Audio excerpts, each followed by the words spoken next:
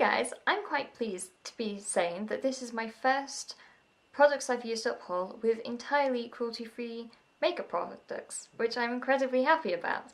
I have been trying to go through all of my makeup over the past sort of 2 years it is now, and going through everything, refining everything, and making everything cruelty-free. I have been doing that through cleansing stuff, getting rid of things, but mainly I have been using things up. So the past few years I haven't been doing any products I've used up hauls because everything's been products that are tested on animals, and I don't want to promote them even if I've said I'm done with them. So this is a fully cruelty-free products I've used up haul. I'm incredibly pleased. The first thing I have is a load of Lush products. The first thing is Mask of Magnanimity. I love this one. It is a green... I know these are empty. Why did I open them up? That's weird. This one has mainly peppermint oil, which is kind of the main smell that you can see.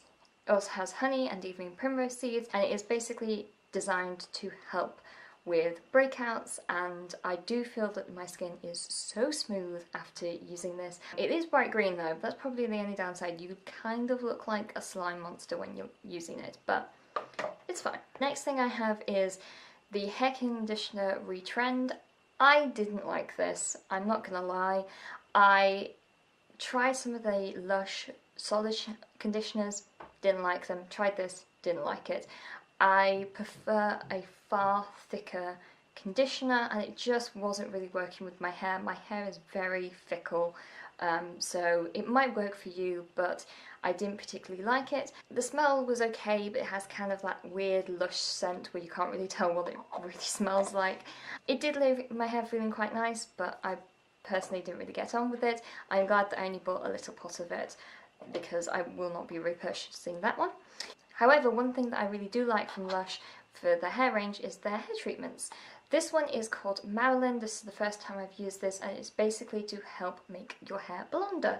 I'm not convinced that my hair is blonder due to using this, because I started using this the second it started to become really sunny in the UK, and my hair reacts really strongly to sunlight, so it could be this, it could be the sun, it might be both, you never know, but my hair is definitely lighter since I started using this. The other one I have is Roots hair treatment. Again, I'm not convinced that this is kind of helping stimulate growth like some people claim it does. However, it does leave your hair feel very conditioned. I like the kind of tingly peppermint feeling to your hair, and it does actually have a really nice deep conditioning after you've used it. Moving on into some makeup things. The first thing I have is the Ordinary Hyaluronic Acid. I always, nearly accidentally every time I say this, say hydrochloric acid, so I apologise if I accidentally say this when I'm talking about this, but basically this is a serum that comes in a little pump. It's in a nice little glass jar, and I put about 1/3 of a pump on per day. I really like it. It helps smooth out my skin. I, again, don't know whether it's actually doing all of the benefits of like healing and repairing and that kind of thing. My skin's been not great with spots and acne at the moment, so, and I don't really know the cause. It might just be the weather. My skin is very dependent on the weather, as is my hair, but it just generally feels nice, and I do find that my skin feels a lot smoother, therefore my makeup applies a lot nicer whenever I use this, so it is definitely good for that. Whizzing through a few more things, the makeup primer from P Cosmetics, I had to decapitate it because there was clearly a lot of product still in it, but this stupid pump thing wasn't working anymore, so I had to decapitate it. This is a great primer. It is a gel-based primer, and it just leaves your skin feeling incredibly smooth and kind of really ready for makeup. Whistling through a few mascaras, these are my favourite mascaras from Barry M.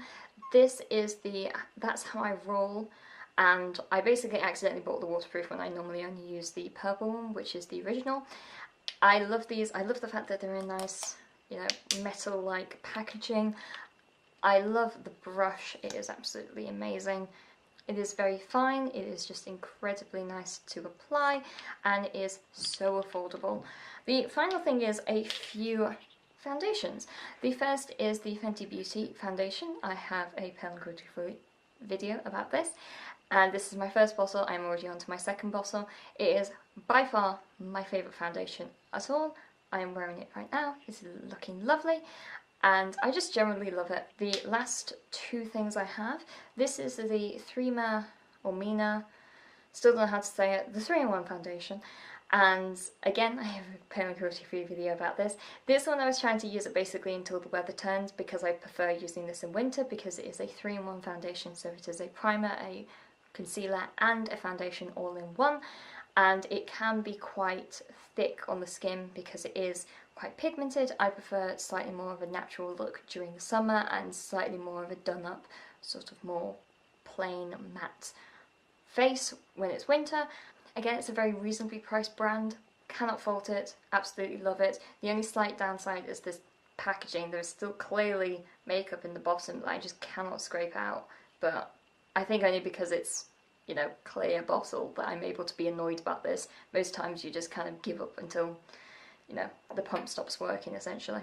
The next thing is the NYX Total Control drops. I haven't been using this as a single foundation recently. I've mainly been using this to mix in with other foundations to make the foundation much lighter. It is a very nice consistency, it is quite light, and it comes in this nice dropper, so if you do need to adjust foundations, you can just add it by the drops. I have used it as a full foundation, but I do find that it is far too pale for me on its own. I have actually found a product that is far too pale for me, so there we go. But I just generally like having one of these anyway. I've even repurchased it to kind of mix in with foundations anyway. Again, I have a review about that in my Pale and Cruelty-Free series. So that's it for this video. Check out any of the products that I've mentioned. I will leave cards in appropriate places, or they will be linked in the description or in the end card. And I shall talk to you guys later. Bye!